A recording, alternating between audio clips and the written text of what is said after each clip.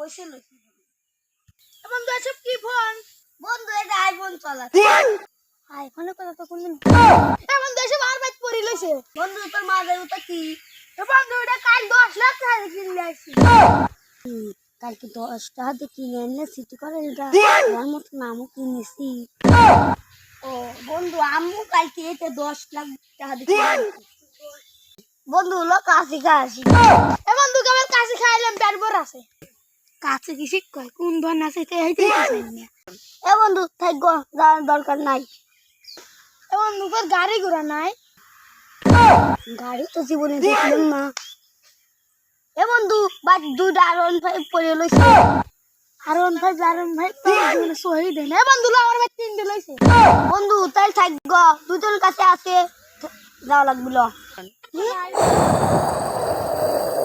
বন্ধু ফোনটা দে তো।